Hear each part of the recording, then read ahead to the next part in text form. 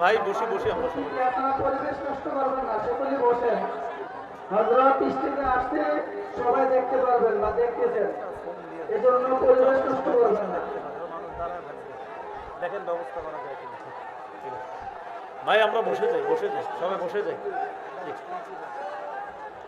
আমরা না বসলে চলে যাবে, কিন্তু বসে যাই সবাই।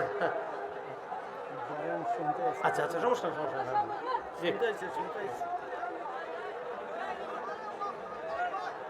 আমরা বসি একটু খামোশ হয়ে যায়। জি জি, ঠিক আছে, হ্যাঁ ঠিক আছে, মাশাআল্লাহ। শাহজালাল রহমতুল্লাহ আলাইহি এই দেশে ইসলামের দাওয়াত দিয়েছে। ওনার কবরকে কেন্দ্র করে বাড়াবাড়ি করে অনেকে, সেটা শিরিক পর্যন্ত যদি পৌঁছে যায়, ওই শিরিক হারাম। এই বেদাতকে আমরা কোনো মুসলমান প্রশ্রয় দিতে পারে না। শাহজালাল রহমতুল্লাহ আলাই তিনিও যদি আল্লাহ যদি তারে আইনা এই কর্মকাণ্ড দেখাইতেন, তো তার ওই আবেগী ভক্তদেরকে সর্বপ্রথম লাঠি পিটা করে সেখান থেকে বের করতেন। কারণ তিনি ইসলামের দাওয়াত নিয়ে আসছে এই দেশে। তার কবর এটা আমরা অবশ্যই বলি, কবর জিয়ারত করতে হবে, মাজার জিয়ারত করব, কোনো সমস্যা নেই, কিন্তু কবরকে কেন্দ্র করে কোনো বেদাত এটা আমরা করব না। যারা করবে তাদেরকে আমরা প্রশ্রয় দিব না, দিতে পারি না। এজন্য জানেন, আমাদেরকে অনেকে ভুল বুঝে, কি কয় জানেন, এরা আল্লাহ ওলির বিরোধী, এরা মাজার বিরোধী। বিষয়টা এমন না, আমরা কোনো আল্লাহর ওলির বিরোধী না, আমরা কবর জিয়ারতের বিরোধী না, আমরা মাজার জিয়ারতের বিরোধী না, আমরা বিরোধী বেদাতের। আল্লাহ বুঝার তৌফিক দান করেন। সহিহ বুখারীর বর্ণনা 427 নম্বর হাদিস। নবীজির 3 বিবি, দেখেন মজার ব্যাপার, এই হাদিসের 3 বিবির কথা। হাদিসের বর্ণনাকারী আম্মাজান আয়েশা সিদ্দিকা, যাদের ব্যাপারে বর্ণনা এরও নবীর আরো 2 বিবি, উম্মে হাবিবা, উম্মে সালমা। সুবহানাল্লাহ। আর বুখারীর বর্ণনা 427 নম্বর হাদিস। আম্মাজান আয়েশা সিদ্দিকা বলেন, আন্না উম্মে হাবিবা ওয়া উম্মে সালামা, উম্মে হাবিবা এবং উম্মে সালামা, তারা দুইজন, এরা কি করছে, এই দুইজন যাকারাতা কানিসাতান, এই দুইজন একটা গির্জার কথা উল্লেখ করেছে। উম্মে হাবিবা, উম্মে সালামা, এই দুইজন একটা গির্জার কথা উল্লেখ করেছে। একটা গির্জা তারা দেখছে। এই গির্জাটা কি, কোথায়, বিল হাবাসা, হাবশায়। একটা গির্জা হাবশায়। আচ্ছা ভালো কথা, তো এখানে গির্জা হাবশায়, তো সমস্যা কি? তো তারা গির্জায় যে হাবশায় যে গির্জা দেখছে, দেখার পর দেখছে ফিহা তাসাবির, ওই গির্জার মধ্যে অনেক ছবি, অনেক মূর্তি। হাবশায় একটা গির্জা দেখছে, গির্জার মধ্যে ছবি, মূর্তি। ফাযাকারাতা লিন-নবী সাল্লাল্লাহু আলাইহি সাল্লাম, ব্যাপারটা আল্লাহ রাসূলকে জানাইলেন, হুজুর হাবশায় একটা গির্জা দেখলাম, গির্জার মধ্যে কিছু ছবি দেখলাম, ভালো মানুষের ছবি, ঘটনা কি? নবীজি বললেন, শোনো, ইন্না উলাইকা ইযা কানা ফীহিমুর রাজুলুস সালিহু ফামাতা বানাউ আলা কবরিহি মাসজিদা। অতীত জামানার মানুষের নিয়ম ছিল, এই তাদের মধ্যে কোনো ভালো মানুষ যদি মারা যায়, ওই ভালো মানুষ মারা যাওয়ার পর তারা ওই ভালো মানুষের কবরের উপর একটা সেজদার স্থান বানাইতো, বলি নাউজুবিল্লাহ। বানানোর পর অসগরু ফিহি তিলকা সুয়ার, বানানোর পর ওই ভালো মানুষদের কিছু ছবি, কিছু মূর্তি, ওই সেজদার স্থান যেখানে মসজিদ বানাইতো, যেখানে এটার ভিতরে স্থাপন করতো। নিচে শোয়া কারা? বুজুর্গরা, উপরে তাদের ছবি। নিচে কবর হলো বুজুর্গদের, ভালো মানুষদের, উপরে আবার তাদের ছবি। এগুলো মসজিদে লাগায় রাখতো, মূর্তি বানায় মসজিদে স্থাপন করে রাখতো। রাসূলুল্লাহ সাল্লাল্লাহু আলাইহি সাল্লাম বলেন, উলাইকা শিরারুল খালকি ইনদাল্লাহি ইয়াউমাল কিয়ামা, তারা হলো কিয়ামতের ময়দানে সৃষ্টির সবচেয়ে নিকৃষ্ট হবে, বলি নাউজুবিল্লাহ। তাহলে আমি আবার বলছি, নবী বলেন, যারা ভালো মানুষকে কেন্দ্র করে তাদের কবর বানায়, ওই ভালো মানুষের কবর বানানো দূষণীয় না, অন্যায় না।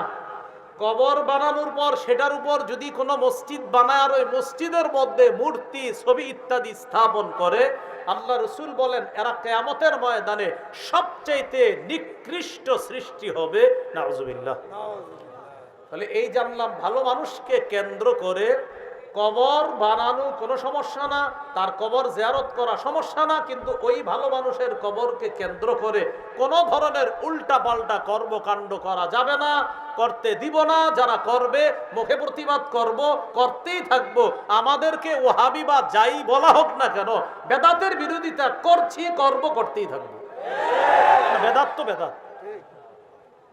এইগুলো আপনার কবর কেন্দ্র করে একটা বর্ণনা। আর একটা বর্ণনা মুসনাদে আহমদের বর্ণনা। আব্দুল্লাহ ইবনে মাসউদ রাদিয়াল্লাহু তাআলা আনহু বলেন, সামি'তু রাসূলুল্লাহি সাল্লাল্লাহু আলাইহি ওয়াসাল্লাম ইয়াকুল, ইন্না মিন শাররিন নাস মান তুদরিকুহুমুস সাআ ওয়া হুম আহইয়া ওয়াল্লাযীনা ইয়াত্তাখিযুনাল কুবুরা মাসাজিদা। আব্দুল্লাহ ইবনে মাসউদ রাদিয়াল্লাহু তাআলা আনহু বলেন, আমি রাসূলুল্লাহ সাল্লাল্লাহু আলাইহি সাল্লামকে বলতে শুনেছি, রাসূলুল্লাহ সাল্লাল্লাহু আলাইহি সাল্লাম বলেন, নিশ্চয় মানুষের মধ্যে সবচাইতে নিকৃষ্ট মানুষ হলো তারা যারা জীবিত থাকা অবস্থায় কিয়ামত আসবে।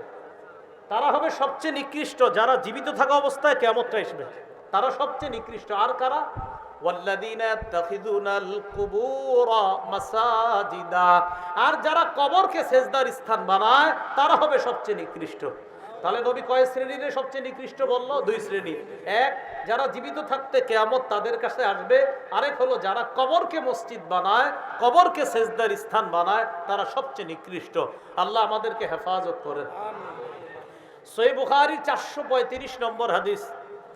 এই হাদিসটি মন দিয়ে শুনি। নবী ইন্তেকাল করার সময়, লাম্মা নুজিলা বিরাসূলিল্লাহি সাল্লাল্লাহু আলাইহি ওয়াসাল্লাম, আল্লাহ নবী যখন ইন্তেকাল করবে মুমূর্ষ অবস্থা, কানা ইয়াতরাহু খাবিসাতান আলা ওয়াজহিহি, নবী তার মুখের উপর একটা কাপড় দিস। ইন্তেকালের সময় মুখের উপর একটা কাপড় দিস। খামিসাতান আলা ওয়াজহিহি, মুখের উপর একটা কাপড়। নবীজি এই মুখের উপর একটা কাপড় দিস। ইন্তেকাল করবে ওই সময় মুখে একটা কাপড় দিছে। ভাই খুব মন দিয়ে এই জায়গাটা। ফাইদা তাম্মা, নবীজি যখন মুমূর্ষ অবস্থা, কঠিন শ্বাস যায় যায়, প্রাণটা বের হবে হবে নবীর, ওই মুহূর্তে কাশাফাহা আন ওয়াজহিহি, কাপড়টা চেহারা থেকে সরাইস। চেহারা মুবারকের উপর কাপড়টা দিস। নবীজির প্রাণ যাবে যাবে ওই মুহূর্তে চেহারা মুবারক থেকে কাপড়টা সরিয়েছে। সরানোর পর রাসূলুল্লাহ সাল্লাল্লাহু আলাইহি সাল্লাম বললেন, লা'নাতুল্লাহি আলাল ইয়াহুদি ওয়ান নাসারা, ইহুদিদের উপর অভিশাপ, খ্রিস্টানদের উপর আল্লাহর অভিশাপ, ইহুদিদের উপর আল্লাহর অভিশাপ। কয় কেন? ইত্তাখাযু কুবুর আম্বিয়াইহিম ওয়া সালিহিহিম মাসাজিদা, এরা তাদের নবীদের আর নেককার মানুষদের কবরকে তারা সিজদার স্থান বানিয়েছে। তাদের উপর আল্লাহর অভিশাপ, তাদের উপর আল্লাহর অভিশাপ। ইহুদিরা তাদের নবীদের কবরকে সিজদার স্থান বানিয়েছে, খ্রিস্টানরা তাদের নবীদের কবরকে সিজদার স্থান বানিয়েছে, ভালো মানুষদের কবরকে সিজদার স্থান বানিয়েছে, তাদের উপর আল্লাহর অভিশাপ। এই কথা বইলা ইউহাজ্জিরু মা সানাউ, তারা যা করে এটা যেন আমার উম্মত না করে। মুমূর্ষ অবস্থা, রাসূল ইন্তেকাল করবে করবে ওই মুহূর্তে এই কথা বলে গেছে। হ্যাঁ, কত গুরুত্ব। চেহারা কাপড় সরায় বলতেছে, এই শোনো শোনো, ইহুদিদের উপর অভিশাপ, খ্রিস্টানদের উপর অভিশাপ, তারা নবীর কবরকে সেজদার স্থান বানাইছে। কি বুঝাইছে? আমিও ইন্তেকাল করব, আমার কবরে কিন্তু এরকম বানাইব না। নবীজি বুঝে গেছে। এইগুলো আপনার আরেকটা বুঝলাম, কবর সম্মান করি, কবর জিয়ারত করি, কবর জিয়ারতের পক্ষে আমরা, আল্লাহর ওলিদের পক্ষে আমরা, আল্লাহর ওলিদের কবর এই জিয়ারত করব, কোনো সমস্যা নেই। কিন্তু এটা কেন্দ্র করে বেদাতের বিরুদ্ধে আমরা আছি, থাকবো, এতে আমরা কোনো আপোষ করব না। বেদাত বেদাত, এটাতে আপোষ করার সুযোগ নেই। এবার আরেকটা হাদিস শুনেন, সহিহ মুসলিমের বর্ণনা, 1075 নম্বর হাদিস, পকেটের মোবাইল অনুযায়ী, মানে কি মোবাইলে হাদিস মিলে অনেকে, ওই অনুযায়ী 1075, যদিও এটা না বললে কিচ্ছু হবে না, আমার এমনি বলে দিলাম, ফাও মিলে নেন।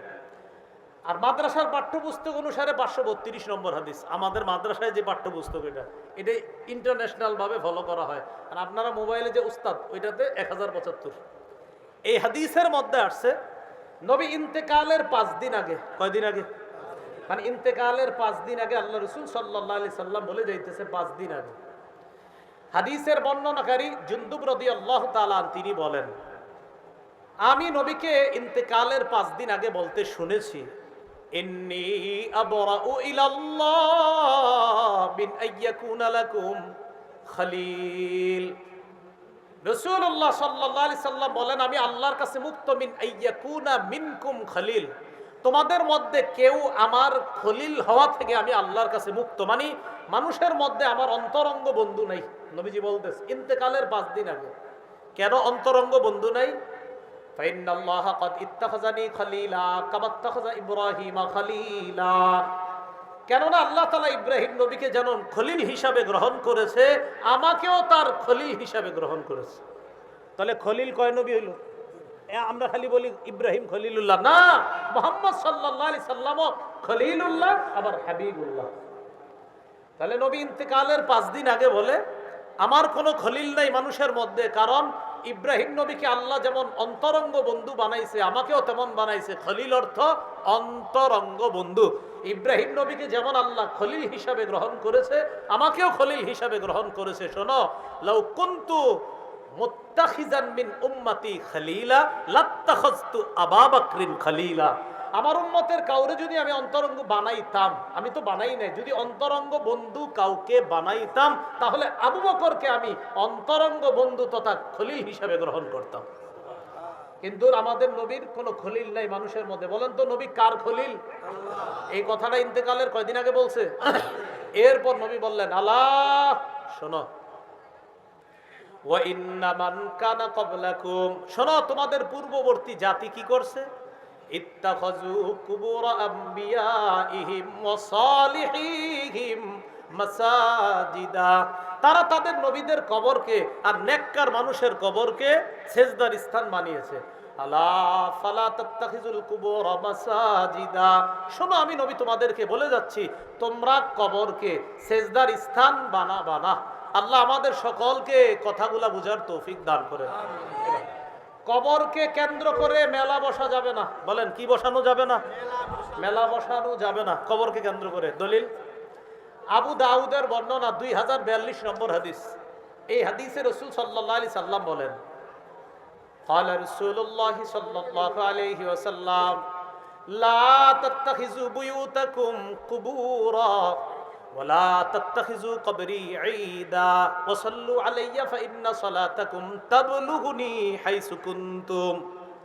রাসূলুল্লাহ সাল্লাল্লাহু আলাইহি সাল্লাম বলেন, লা তাত্তাখিযু বুয়ুতাকুম কুবুরা, তোমরা তোমাদের বাড়ি ঘরগুলোকে কবরস্থান বানাও না। তোমরা তোমাদের ঘরগুলোকে কবর বানাও না। ঘর কবর হয় কেমনে মনে রাখবেন? নফল নামাজ না পড়লে, কোরআন তেলাওয়াত না করলে, তাসবিহ না পড়লে, জিকির না করলে, সুবহানাল্লাহ না পড়লে ওই ঘর কবরের মতো হয়ে যায়। নবী বললেন, লা তাত্তাখিযু বুয়ুতাকুম কুবুরা, তোমরা তোমাদের ঘরগুলাকে কবর বানাও না। তাহলে নফল নামাজ ঘরে বইলেন, মা বোনদেরকে কোরআন পড়তে বইলেন, একটু জিকির করতে বইলেন, ঘরটাকে কবর বানাইতে নিষেধ করবেন। এরপরে নবী বলেন, ওয়ালা তাত্তাখিযু কবরি ঈদা, আমার কবরকে তোমরা উৎসবের স্থান বানায়ো না, মেলার স্থান বানায়ো না। আমার কবরকে কেন্দ্র করে মেলা বসাবো না, নবী নিষেধ করলেন। আমাদের এই দেশে লম্বা সময় ব্যাপী মেলা হয়, লম্বা সময় কবরকে কেন্দ্র করে। নবী বললেন, ভাই একটু বুঝার চেষ্টা করেন, কথাটা এইভাবে নিয়েন না, আরে হ্যাঁ কইলইব নাকি আমি আমারটা করবো। আল্লাহর এরকম মানসিকতায় কথা শুনেন না। এই মানসিকতায় শোনেন, রাসূল বলছে, লা তাত্তাখিযু কবরি ঈদা, আমার কবরকে উৎসবের স্থান বানাও না, মেলার স্থান বানাও না। আমার কবরকে কেন্দ্র করে পৃথিবীর শ্রেষ্ঠ যিনি, এই জগতেও ওই জগতেও সব জগতে যিনি আল্লাহর পরে শ্রেষ্ঠ, তিনি বলছেন, আমার স্থানকে কেন্দ্র করে মেলা বসায় না। অতএব অন্য কোন আল্লাহর ওলির কবরকে কেন্দ্র করে মেলা আমরা বসাইতে পারি না, ওই মেলায় যাইতে পারি না। যারা মেলার আয়োজন করে তাদেরকে সমর্থন করতে পারি না। এটা প্রতিবাদ করতে হবে, এটা বুঝান। আপনার এই এলাকার অনেক মানুষও যায়, বিভিন্ন ভাবে যায়, খোঁজ নিয়েন, এদেরকে বুঝান, যাওয়া যাবে না। তাহলে কবরকে কেন্দ্র করে মেলা বসানো বলেন কি নিষেধ? বলেন কবরকে কেন্দ্র করে মেলা বসানো কি নিষেধ? এই মেলা বসানো যাবে না। তাহলে আমরা এই জাতীয় কর্মকাণ্ড থেকে নিজেরা বেঁচে থাকব, অন্যরাও যেন বেঁচে থাকে, আমরা এই জন্য চেষ্টা করব, বলি ইনশাআল্লাহ। তাহলে কবরকে কেন্দ্র করে মেলা বসানো যাবে না, কবরকে কেন্দ্র করে কোনো ধরনের বেদাত করা যাবে না। বেদাত করলে ওই বেদাত তাকে শিরিক পর্যন্ত পৌঁছে দেয়। এই জন্য আমরা কোনো ধরনের বেদাতি কর্মকাণ্ড নিজেরাও করব না, অন্যরা যদি করে তাকে বুঝিয়ে শুনে বেদাত থেকে আমরা বিরত রাখার চেষ্টা করব। প্রথম থেকে একটু বলি, নেক আমল করব, ঈমান রাখবো। ঈমানটাকে শিরিক মুক্ত রাখতে হবে, আমলটাকেও শিরিক মুক্ত রাখতে হবে। আমলে শিরিক কি? রিয়া করা, মানুষের দেখানো, আরো ইত্যাদি। এই আমলকেও শিরিক মুক্ত রাখা, আরেকটা বেদাত মুক্ত রাখা। তাহলে ইনশাল্লাহ জান্নাতে যাওয়া যাবে এবং আল্লাহর সাথে সাক্ষাৎ করা যাবে। আল্লাহ আমাদের সকলকে যে কথাগুলা শুনলাম বললাম, আমার আগে যে কথাগুলা বলা হয়েছে, আমার পরে ইনশাল্লাহ রফিকুল ইসলাম মাদানী ভাই কথা বলবে, আরো অনেকে বলবেন ইনশাল্লাহ, তাদের কথাগুলা শুনে আমল করার তৌফিক দান। আপনারা দাঁড়াইছেন কেন? খারাপ দেখা যায়। বসে বসেন বসেন বসেন, হ্যাঁ বসেন বসেন বসেন। বসলে ওই মানুষ খেপে, বুঝেন না আপনারা? এটা বুঝে যান। আসসালামু আলাইকুম।